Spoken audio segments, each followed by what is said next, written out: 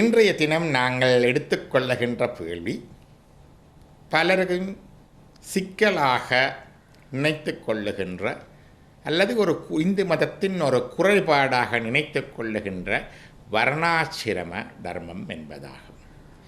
வர்ணாசிரம தர்மம் என்பதை பலர் சாதி முறை என்று சொல்லி தவறாக விளங்கி அவ்வாறே நடைமுறைப்படுத்தியும் இழிவுபடுத்தியும் வருவது வேதனைக்குரியது. ஆயினும் வர்ணாசிரம தர்மத்தின் அடிப்படையை விளங்கிக் கொண்டோமானால் நாம் அதை மேலும் நன்றாக புரிந்து கொள்ள உதவியாக இருக்கும். வர்ணாசிரம தர்மம் என்பது ஒரு சமூகத்துக்குரிய கடமைகளையும் ஒரு தனிமனிதனுக்குரிய கடமைகளையும் வகுத்து தந்ததாகும். இதிலே இரண்டு பகுதி இருக்கின்றது, வர்ண தர்மம், ஆசிரம தர்மம். வர்ண தர்மம் என்பது ஒரு சமூகத்துக்குரிய கடனாக அமைகின்றது. வர்ண தர்மத்திலே பார்த்தால் 4 வர்ணங்களாக சமூகத்தை பிரித்து பார்க்கின்றது எமது இந்து மதம். முதலாவது பிராமணர்.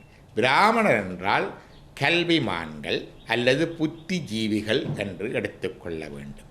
எந்த ஒரு சமூகத்தை எடுத்துக்கொண்டாலும் அந்த சமூகத்திலே இன்டலெக்சுவல் கிளாஸ் என்று சொல்லப்படுகின்ற புத்திஜீவிகள் அல்லது கல்விமான்களின் பகுதி ஒன்று இருக்கின்றது.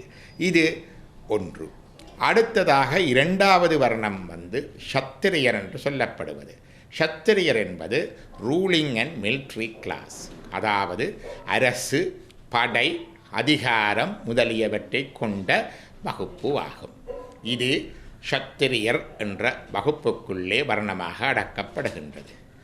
மூன்றாவதாக வைசியர் என்ற வகுப்பு அல்லது வர்ணம் வருகின்றது. வைசியர் என்பது உற்பத்தி, வியாபாரம், விநியோகம் என்பவற்றுடன் தொடர்புடைய சமூக கூட்டம் அல்லது சமூகத்தின் பகுதி வைசியர் என்று குறிக்கப்படுகின்றது. அதாவது ட்ரேட், ப்ரொடக்ஷன் அண்ட் டிஸ்ட்ரிபியூஷன். இன்றைக்கும் பார்த்தால் சமூகத்தில் அவ்வித பகுப்பை காணக்கூடியதாக இருக்கின்றது. நான்காவதாக சூத்திரர் என்ற வகுப்பு காணப்படுகின்றது. சூத்திரர் என்பது தொழிலாள வர்க்கத்தை குறிப்பதாகும். பார்க்கும் பொழுது இந்த 4 வர்ணங்களும் காணப்பட்டாலும் இவற்றிடையே ஏற்றத்தாழ்வுகள் காட்டுவது இல்லை. ஒரு சமூகம் சுமூகமாக இயங்குவதற்கு இந்த 4 வர்ண பிரிவுகளும் சுமூகமாக தொழிற்படுவது அவசியமாகும். எந்த ஒரு சமூகத்தை எடுத்துக்கொண்டாலும் இன்றைக்கு இருக்கின்ற ஒரு மேலத்தைய சமுதாயமாக இருக்கட்டும், அமெரிக்காவாக இருக்கலாம், இங்கிலாந்தாக இருக்கலாம், ஜெர்மனியாக இருக்கலாம், அல்லது எமது கீழத்தேய சமுதாயமாக இருக்கட்டும், இந்தியாவாக இருக்கலாம், இலங்கையாக இருக்கலாம், சிங்கப்பூராக இருக்கலாம், அல்லது மிகவும் பிற்பட்டு வாழுகின்ற சில குடிமக்கள் அல்லது காடுகளிலே வாழுகின்ற சில சமூகமாக இருக்கலாம். எந்த சமூகத்திலுமே இந்த 4 பிரிவுகளை கொண்ட மக்கட்கூட்டத்தை நாம் அடையாளம் காணக்கூடியதாக இருக்கின்றது. அதாவது இன்டலெக்சுவல் கிளாஸ் அல்லது புத்திஜீவிகள், மற்றது மிலிட்ரி அண்ட் ரூலிங் கிளாஸ் அல்லது அந்த அதிகாரம், அரசு, மற்றது படை போன்றவற்றை கொண்ட வகுப்பு. அடுத்ததாக ட்ரேட், ப்ரொடக்ஷன் அண்ட் டிஸ்ட்ரிபியூஷன், உற்பத்தி, விநியோகம், வியாபாரம் என்பவற்றுக்குரியது. அடுத்தது தொழிலாளர் வர்க்கம் அல்லது லேபர் கிளாஸ். இதை நாங்கள் மறுக்கவோ மறைக்கவோ முடியாது. உண்மையிலே ஒரு சமூகம் இயங்குவது என்பது ஒரு கார் வண்டியினுடைய 4 சக்கரங்கள் இயங்குவதை போன்றது. இந்த சமூகத்தின் 4 சக்கரங்களும் இந்த 4 வர்ணங்களாக கொள்ளலாம். இந்த சக்கரங்களிலே ஒன்று சிறியதாக இருந்தால் அல்லது சரியாக செயற்படாவிட்டால் கார் வண்டி ஓடுமா சரியாக? அதே போல இந்த 4 வர்ணப்பிரிவுகளும் சரியாக ஒத்திசவாக தொழிற்படுதல் ஒரு சமூகத்தின் ஒத்திசவான வளர்ச்சிக்கு, ஒருங்கிணைந்த வளர்ச்சிக்கு மிகவும் அத்தியாவசியமானதாக அமைகின்றது. மேலும் இன்றைக்கு மேலத்தேசத்தவருடைய குடிவரவு கொள்கைகளை பார்த்தால் ஆண்டாண்டு தோறும் அமெரிக்கா, கனடா உட்பட ஆஸ்திரேலியா உட்பட பல நாடுகள் வெளிநாட்டிலிருந்து குடிபெயர்ந்து தமது நாட்டில் வசிப்பதற்கு மக்களை வரவேற்கின்றன. அவருடைய குடிவரவு கொள்கை இந்த 4 வகுப்புகளை அடிப்படையாக கொண்டது. அந்தந்த நேர சமூக தேவைகளை பொறுத்து ஒரு நேரத்திலே அவர்களுக்கு புத்திஜீவிகள் கொஞ்சம் கூடுதலாக தேவைப்பட்டால் படித்தவர்களை கூடுதலாக அழைத்து அவர்களுக்கு அதுக்குரிய அதிக புள்ளிகளை கொடுத்து குடிவரவு கூடாக வரவிக்கின்றார்கள். சில வேளைகளிலே பார்த்தால் அவர்களுக்கு வர்த்தகத்திலே முதலீடு செய்யக்கூடிய வர்த்தகர்கள் தேவைப்பட்டால் பிஸ்னஸ் கிளாஸ் என்று சொல்லி பிஸ்னஸ் இன்வெஸ்ட்மெண்ட் முதலீடு செய்யக்கூடியவர்களை அழைத்து குடியமர்த்துகிறார்கள். சில வேளைகளே அவருக்கு தொழிலாளர் வர்க்கத்திலேயே கூடுதலாக ஆட்கள் தேவைப்பட்டால் அந்தந்த தொழிலே ஸ்கில்டு ஒர்க்கர்ஸ் என்று சொல்லுவார்கள், திறமை பெற்ற தொழிலாளர் வர்க்கத்தை அழைத்து குடியமர்த்துவதிலே முன்னிற்கின்றார்கள். அப்படி பலவிதத்திலேயும் இந்த சமூக அமைப்பு எங்குமே இது கடந்த கால சமுதாயமாக இருந்தாலும் சரி, இன்றைக்கு இருக்கின்ற சமுதாயமாக இருந்தாலும் சரி, வருங்கால சமுதாயமாக இருந்தாலும் சரி, இந்த 4 வர்ண பிரிவுகளும் அந்த சமுதாயத்தின் ஒத்திசைவான தொழிற்பாட்டுக்கு அன்றே அமையாதன. இதுவே வர்ண தர்மம் ஆகும். ஆசிரம தர்மம் எனப்படுவது தனிமனிதனுடைய தர்மத்தை குறிப்பதாகும். தனிமனுடைய வாழ்க்கையிலே அவனுடைய முதற் படிநிலை அவன் மாணவ பருவமாகும்.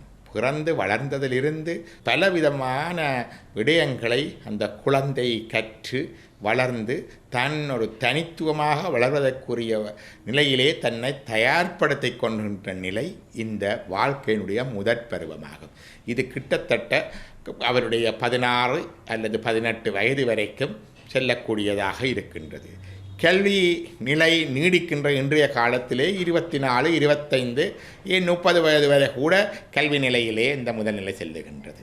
இந்த நிலையை பிரம்மச்சரிய ஆசிரமம் என்று சொல்லி எமது இந்து மதம் சொல்லுகின்றது. பிரம்மச்சரியம் என்றால் பலர் நினைப்பார்கள் திருமணம் செய்யாது இருக்கின்ற நிலைமை என்று. ஆம், அது உண்மைதான். ஆனால் இது ஒரு குழந்தை அல்லது மாணவன் அல்லது ஒரு மகன் அல்லது மகள் தனது வாழ்க்கைக்குரிய தனது எதிர்கால வாழ்க்கைக்குரிய அத்திவாரத்தை இடும் காலமாகும். இக்காலத்திலே தனது அறிவையும் ஆற்றலையும் பெருக்கி தான் தனித்துவமாக இந்த சமூகத்திலே இயங்குவதற்கு உதவியாக தன்னை வளர்த்து கொள்ளும் பருவம் இதுவாகும். இதில் இன்னும் ஒரு சிறப்பும் உண்டு. இந்த பருவத்திலே அவர்களை இந்த சமூகம், அவருடைய குடும்பமோ அல்லது சமூகமோ அவர்களை காப்பாற்றுகின்றது, அவர்களுக்கு உணவளிக்கின்றது, அவர்களுக்கு உடை கொடுக்கின்றது, அவருக்கு உறைவிடம் கொடுக்கின்றது. அவருடைய வேலை தம்முடைய படிப்பை, தம்முடைய ஆற்றலை வளர்த்து கொள்வதுதான். they being protected and provided என்று சொல்லுவார்கள். இந்நிலையிலிருந்து இருக்கின்ற ஒரு மாணவன் அல்லது மாணவி மன வாழ்க்கையில் ஈடுபடுவது மிகவும் சுமையாக இருக்கும். ஏனென்றால் அவரே எண்ணுறுவதில் தனது உணவுக்கும் உடைக்கும் உரைகளுக்கும் தங்கியிருக்கின்ற நிலையிலே அவர் மன வாழ்க்கையை தொடங்குவது எவ்வளவு பொருத்தமாக இருக்கும். ஆனபடியாத்தான் பிரம்மச்சரியம் இந்த மாணவ பருவத்தோடு இணைந்து இந்த தர்மம், ஆசிரம தர்மத்துக்கு பிரம்மச்சரியம் என்ற பெயர் வந்தது. ஒன்றை கவனிக்க வேண்டும். இந்த நிலையிலே இருக்கின்ற மாணவனுடைய முக்கிய நோக்கம், அவர்கள் இன்னொருவரிடையே தங்கி இருக்கின்றார்கள், இன்னொருவர் அவருக்கு உணவை கொடுக்கின்றார், உறைவிடத்தை கொடுக்கின்றார், உடையை கொடுக்கின்றார். ஆகவே அவர்களுடைய நோக்கம் தம்முடைய எதிர்காலத்துக்குரிய அத்திவாரத்தை திட்டமிட்டு அதில் தமது முழு கவனத்தையும் செலுத்தி தம்மை வளர்த்து கொள்வதாகும். இவ்வாறு செய்யாமல் தம்முடைய பெற்றோரிலும் குடும்பத்திலும் சமூகத்திலும் தங்கியிருக்கின்ற மாணவர்கள் ஒட்டுண்ணிகள் போல வாழ்பவர்கள் ஆகின்றார்கள் என்று எமது தர்மம் சொல்லுகின்றது. இந்த பிரம்மச்சரிய காலத்தை அடுத்து வருவது கிருஹஸ்தம் அல்லது இல்லறம். இல்லறம் என்பது எல்லோருக்கும் தெரியும். இல்லறம் அல்லது நல்லறம் அன்று என்று கூட சொல்லுவார்கள். இக்காலத்திலே தன்னுடைய வாழ்க்கையை தானே தனித்து நடத்தக்கூடிய அளவுக்கு தொழில் செய்து சம்பாதிக்கக்கூடிய திறமைக்கு வந்த ஒருவர் தனக்குரிய வாழ்க்கை துணையை தேர்ந்தெடுத்து தான் இல்லற வாழ்க்கையில் ஈடுபட்டு குழந்தைகளை பெற்று வாழ்வதாகும். அது நாம் எல்லோரும் அறிந்தது. ஆனால் இந்த இல்லறத்தார் தனது மனைவி, தனது மக்கள் என்று இல்லாமல் இதற்கு அப்பாலும் சில சமூக கடமைகளை செய்ய வேண்டும் என்று எமது இந்து மதம் சொல்லுகின்றது. அதாவது இல்லறத்தாருக்குரிய கடன்களாக பஞ்ச ஜக்ஞங்கள் அல்லது 5 விதமான யாகங்களை பற்றி எமது இந்து தர்மம் சொல்லுகின்றது. 5 விதமான யாகங்கள் என்கின்ற போது முதலாவது பித்ரு ஜக்ஞம். பித்ரு ஜக்ஞம் என்பது தன்னுடைய வம்சத்திலே தன்னுடைய மூதாதையர்களை கிணம் பண்ணுதலும், அவர்களை ஆண்டாண்டு தோறும் அவர் நினைவு கொள்வதும், அவர்கள் பேரினாலே தான தர்மங்கள் செய்வதுமாகும். இரண்டாவது தேவஜக்ஞம்.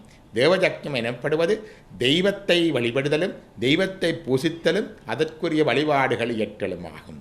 மூன்றாவது ரிஷிஜக்ஞம். ரிஷிஜக்ஞம் எனப்படுவது இவ்விதமான ஆன்மீக விடயங்களை தந்த ரிஷிகளை நினைவுகூர்ந்து அவர்கள் தந்த இந்த ஆன்மீக விடயங்களை கற்றலும் மற்றவர்கள் அறிவதற்கும் கற்பதற்கும் உதவி செய்தலும் இதை பரப்புதலுக்கு உதவி செய்தலும் ஆகும். அடுத்ததாக மானுட ஜக்ஞம் அல்லது மனுஷ ஜக்ஞம் என்பது சக மனிதர்களுக்கு உதவி புரிந்து அவர்களுக்கு எம்மாலான உதவியும் செய்து அன்பு காட்டி வாழ்வதாகும். ஐந்தாவதாக சொல்லப்படுவது பூத ஜக்ஞம். மனிதர்களுக்கு மட்டுமல்லாமல் மற்ற பிராணிகளுக்கும் அன்பு செலுத்தி அவற்றையும் ரட்சித்து வாழ்வதாகும்.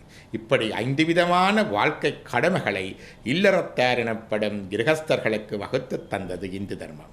இதையே எமது தெய்வ புலவராம் திருவள்ளுவர் தென்புலத்தார் தெய்வம் விருந்து ஒக்கல் தான் என்று ஆங்கு ஐம்புலத்து ஓம்பல் தலை என்று திருக்குறளும் குறிப்பிடுகின்றார். ஆகவே இல்லறத்தாருடைய கடன் தனியே தன்னையும் தனது மனைவி பிள்ளைகளையும் பார்த்து அவர்களை போஷித்து வளர்ப்பது மட்டுமல்லாது இந்த சமூக கடமைகளையும் செய்து வாழ வேண்டும், சமூக கடமைகளையும் செய்து வாழ வேண்டும் என்று இந்து மதம் அறிவுறுத்துகின்றது. அடுத்ததாக மூன்றாவது தனிமனித கடமையாக வாழ்க்கை நிலையாக இந்து மதம் வகுத்து தந்தது வானப்பிரஸ்தம். வானப்பிரஸ்தம் எனப்படுவது இன்றைக்கு மிகவும் அருகிவிட்ட ஒரு சொற்பதமாக காணப்படுகின்றது. ஆயினும் வானப்பிரஸ்தத்தை இன்றைய ரிட்டையர்ட் அல்லது இளைப்பாறிய வாழ்க்கையுடன் ஒப்பிடலாம். இவ்வாறு வாழ்க்கையிலே முயற்சி செய்து பொருளீட்டி பல கர்மங்களை ஆற்றுகின்ற மனிதன் தன்னுடைய வாழ்க்கையிலே தன்னுடைய பிள்ளைகள் தனித்துவமாக வரத் தொடங்குகின்ற பொழுது, அதிலும் கடைசி பிள்ளை வரும் வரைக்கும் பார்த்திருக்க தேவையில்லை என்று கூட சொல்லப்படுகின்றது. முதலாவது மகன் தன்னுடைய தனித்துவமான நிலையை எய்துகின்ற பொழுது அவரிடம் குடும்பப் பொருட்களை ஒப்படைத்து தான் ஆத்மீக நாட்டங்களிலும் சமூக நாட்டங்களிலும் ஈடுபடலாம் என்பதற்காக வகுத்து தந்தது வானப்பிரஸ்தம். வானப்பிரஸ்த காலத்திலே அக்காலத்திலே இருந்தவர்கள் தாம் தமது தொழில் தேடும் முயற்சிகளை துறந்து வீட்டில் இருந்து கொண்டோ அல்லது வீட்டிலிருந்து புறப்பட்டோ மனைவி கணவனாக தம்பதியராகவோ அல்லது தனித்தோ ஆன்மீக நாட்டமும் கல்வி நாட்டமும் சமூக நாட்டமும் உடையவர்களாய் அவற்றிலே ஈடுபட்டு பிரயாணம் செய்து வந்ததை காணுகின்றோம். அல்லது ஓரிடத்தில் தங்கி வந்ததையும் காணுகின்றோம். தனது மனைவியுடன் சேர்ந்து இந்த கடமையை செல்வதை சபத்தினீகம் என்றும் தனித்துவமாக செய்வதை விபத்தினீகம் என்றும் சொல்லுவார்கள். பல பெரியவர்கள் இளைப்பாற்று வயதை கடைந்தும் 55 வயது 60 வயது 65 ஏன் 70 கூட தமது தொழில் முயற்சியிலே தொடர்ந்தும் ஈடுபட்டு கொண்டிருப்பதால் இளைஞர்களுக்கு அந்த இடங்களுக்குரிய வெற்றிடங்கள் இல்லாமல் போவதையும் காண்கின்றோம். ஆகவே சமூக பொறுப்புகளிலிருந்து விடுபட்டு குடும்ப பொறுப்புகளிலிருந்து விடுபட்டு சமூக சேவை ஆன்ம நாட்டம் ஆகியவற்றில் கவனம் செலுத்துகின்ற காலமாக இந்த வானப்பிரஸ்தம் அல்லது ரிட்டையர்ட் லைஃப் அமைகின்றது என இந்து தர்மம் வகுத்து தருகின்றது. அடுத்ததாக சந்நியாசம். சந்நியாசம் என்பது என்ன என்றால், முழு நேரமாக 24 மணத்தியாலங்கள் 7 நாட்கள் இறை பணி, இறை சேவை, இறை நாட்டம், இறைநூல்களை கற்றல் கற்பித்தல் போன்றவற்றிலே ஆன்மீக சேவைகளிலே தன்னை ஈடுபடுத்திக் கொள்ளுகின்ற பொழுது அது சந்நியாசமாகின்றது. இந்த சந்நியாச தர்மத்துக்கு வருகின்ற பொழுது மேற்படி 3 வாழ்க்கை நிலைகளையும் கடந்து சந்நியாசத்துக்கு வருதல் வளமையாக இருந்தாலும் என் வாழ்க்கையின் எந்நிலையிலிருந்தும் கூட இறை தர்மத்தில் தன்னை அர்ப்பணிப்பதற்கு மனத்துணிவும் பக்குவமும் நாட்டமும் உடையவர்கள் இத்திகற்கு வரலாம். அதாவது ஒரு பிரம்மச்சாரி கூட நேரடியாக சந்நியாசத்துக்கு வரலாம், கிரகஸ்தன் கூட நேரடியாக சந்நியாசியாகலாம், அல்லது இந்த 2 கண்ணுகளையும் கடந்து 3வது வானப்பிரஸ்த நிலையினூடாக கூட சந்நியாசத்துக்கு வரலாம் என்று இந்த சந்நியாச தர்மத்தை வைத்திருக்கின்றது. இப்பொழுது இந்த ஆசிரம தர்மத்திலே உள்ள 4 நிலைகளையும் பார்த்தோம்.